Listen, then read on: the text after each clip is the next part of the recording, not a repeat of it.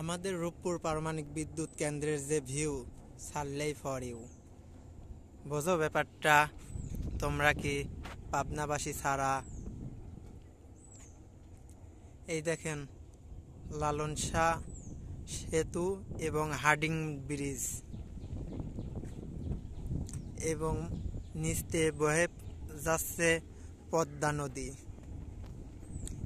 এই পদ্মা নদীতে ইলিশ পাওয়া যায় অসাধারণ, যার স্বাদ অনেক সুন্দর, খাইতেও সেই মজা লাগে।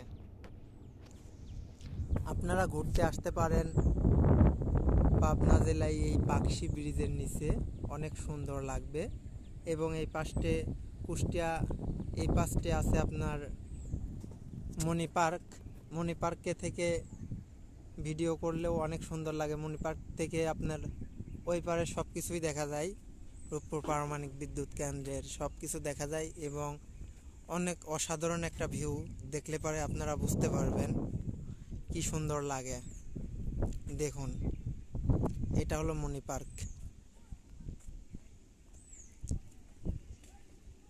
এই জায়গাটা ঘুরতে আসলে অনেক সুন্দর লাগবে, নিরিবিলি খুবই একটা জায়গা। যারা নিরিবিলি পছন্দ করেন তারা এখানে ঘুরতে আসতে পারেন। অনেক সুন্দর একটা জায়গা, নদীর কুল ঘেঁষে এটা পার্কটা বানানো হয়েছে। অনেক সুন্দর হয়েছে পার্কটা, নিরিবিলি। দেখুন,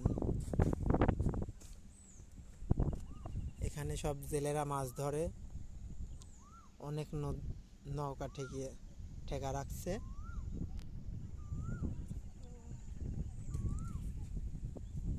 এবং এখান থেকে পাবনা শহরও দেখা যায়। আপনারা কি দেখতে পাচ্ছেন পাবনা শহরটা? গাছপালার মাথার উপর দিয়ে যে এটা সাদা সাদা দেখা যাচ্ছে, এটাই পাবনা শহর।